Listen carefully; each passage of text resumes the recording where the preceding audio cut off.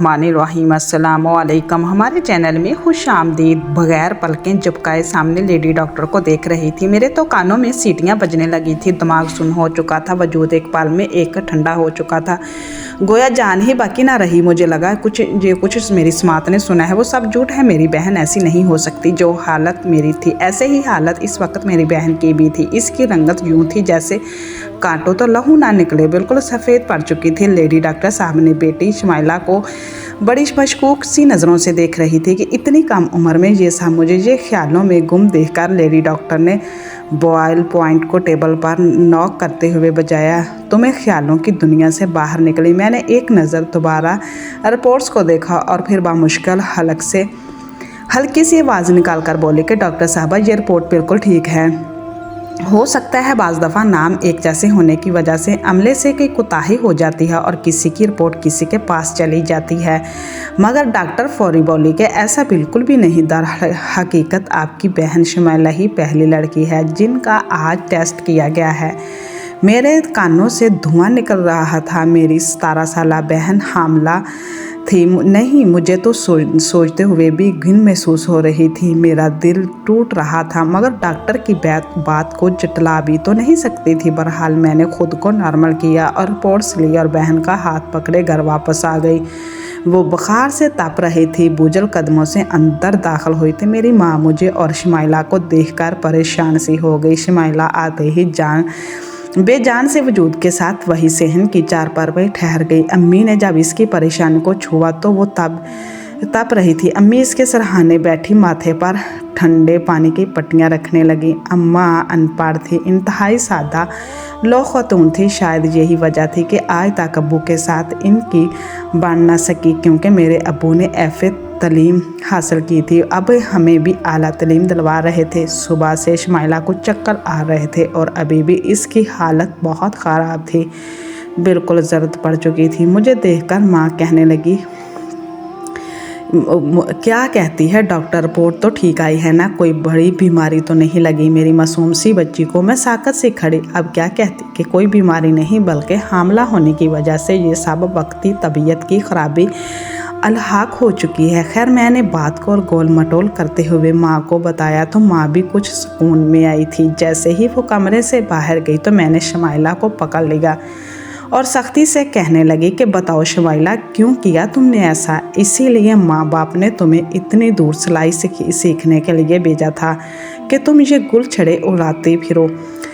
मेरी बात सुनकर तो इसका रंग उड़ चुका था। वो रोने लगी और नासमझी से कहने लगी कि अभी मुझे खुद नहीं पता कि मेरे साथ क्या हुआ है। इसका रंग जर्द पड़ चुका था। मैंने कहा कि हम जितना मर्जी चाहें, लेकिन ये खबर ज़्यादा वक्त के लिए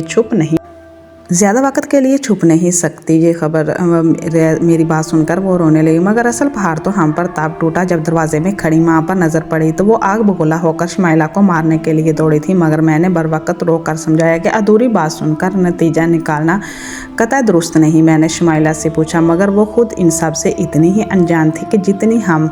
मेरी बहन यहाँ से सीधा सिलाई सेंटर जाया करती थी, जिस शहर का सबसे बड़ा और मकबूल सिलाई सेंटर था। वहाँ तो सिर्फ लड़कियाँ ही हुआ करती थी। आखिर फिर ये सब कुछ कैसे मुमकिन हो सकता था? मेरी माँ का रो रो के बुरा हाल था। वो शमाइला से कहने लगी कि मेरी सफ़ेद बालों की लाज ही रख लेती। तुमने ये गुनाह करते हुए क्यों ना ये सोचा कि हम तो किसी को मुँह दिखाने के काबिल नहीं रहेंगे।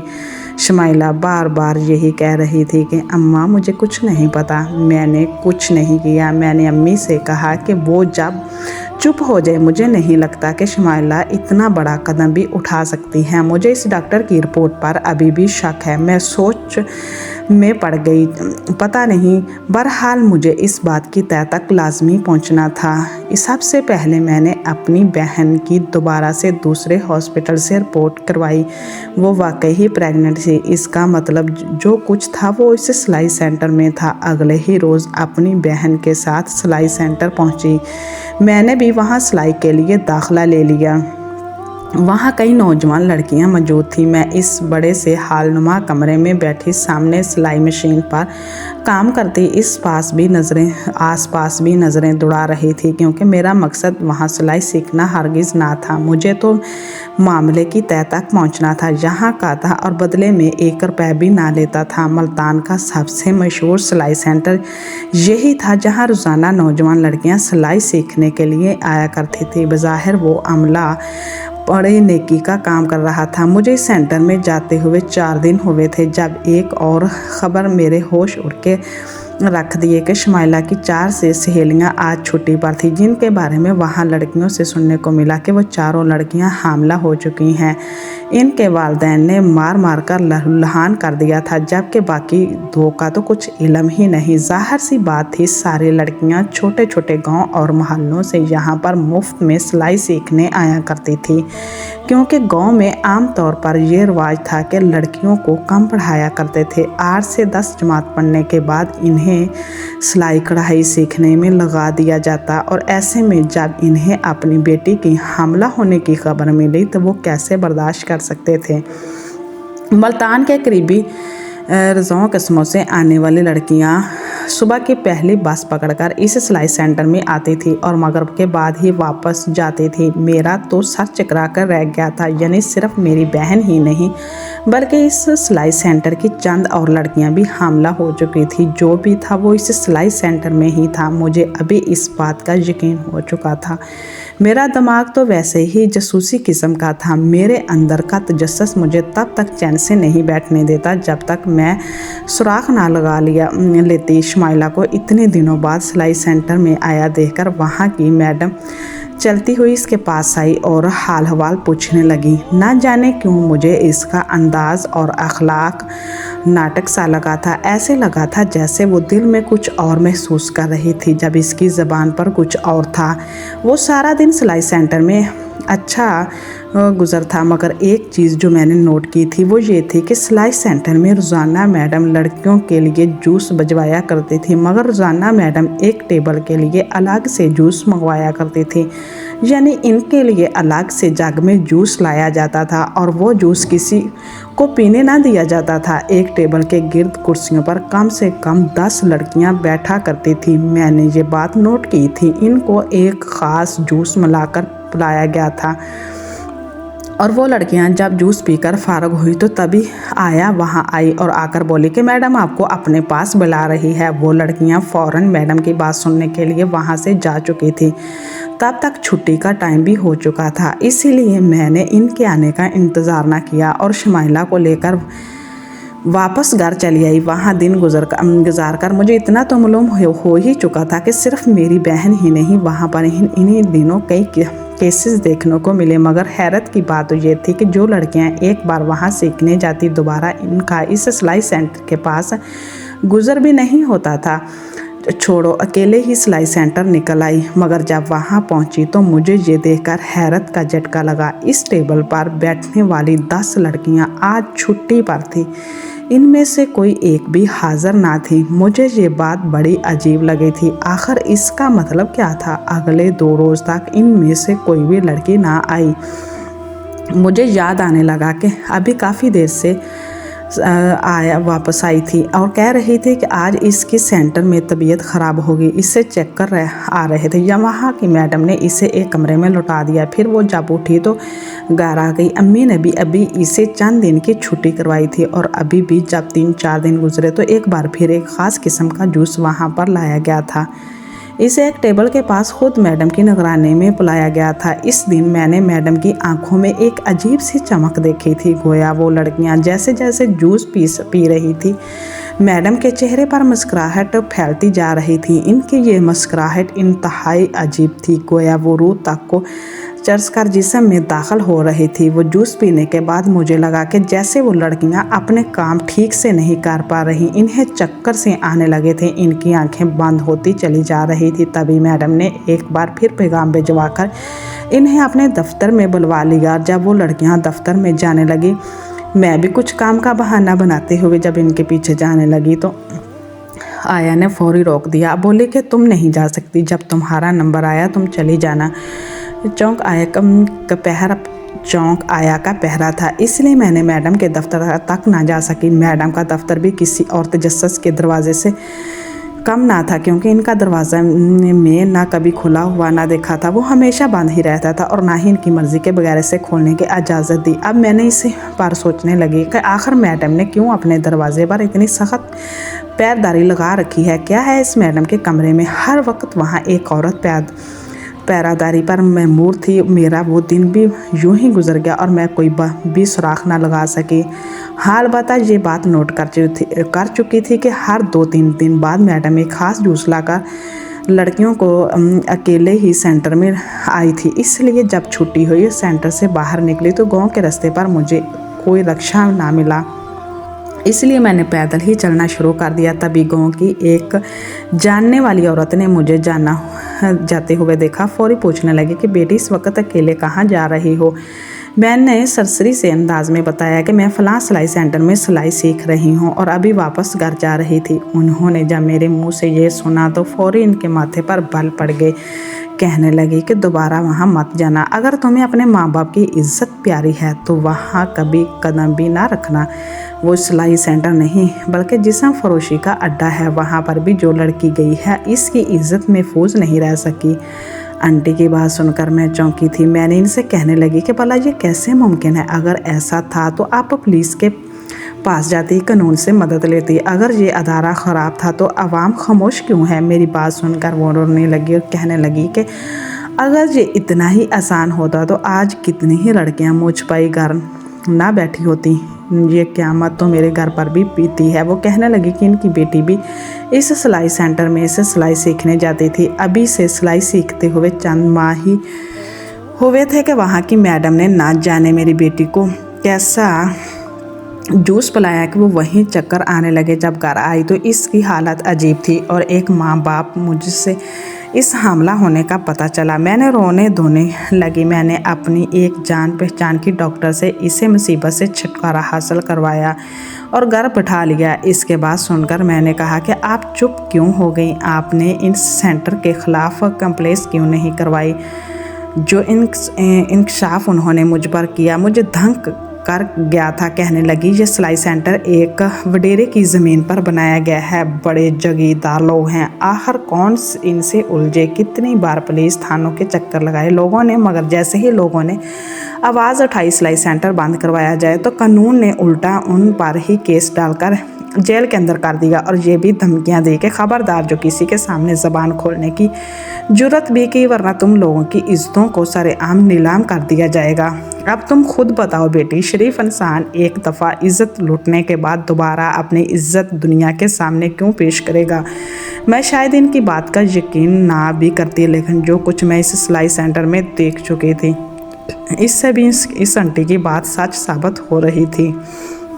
और फिर इसके चेहरे को देखकर लग रहा था कि बड़े करब से गुजरी है। आंटी की बात सुनकर मेरे रोंगटे खड़े हो चुके थे कि कैसे खुले आम गुंडागर्दी। बहरहाल इस रोज़ मैं माँ के साथ शमाइला को डॉक्टर के पास लेकर गई और इसका अबॉर्शन करवाया। डॉक्टर अगले रोज़ जब सिलाई सेंटर पहुंची तो मैडम ने हमारे टेबल की लड़कियों के लिए वो ख़ास ठंडा जूस बजवाया। इसे देखकर ही मुझे ख़तरे की घंटियाँ बजती हुई महसूस होने लगी थी। मैंने किसी तरह नज़रों से बचकर खाली गिलास का जूस ही मुंह को लगाया और ज़ाहिर किया जैसे मैं पी चुकी हूँ। न जाने आगे क्या होने वाला था। कुछ देर बाद ही वो महसूस आया हमें बुलाने के लिए आई तो मैं मजबूरन इनके साथ जाने लगी और ऐसे टांगे करने लगी जैसे सब की तरह मुझे भी चक्कर आ रहे हैं। यूँ ही मैडम के कमरे का दरवाज़ा खुला तो सामने का मंजर देखकर मैं दंग रह गई।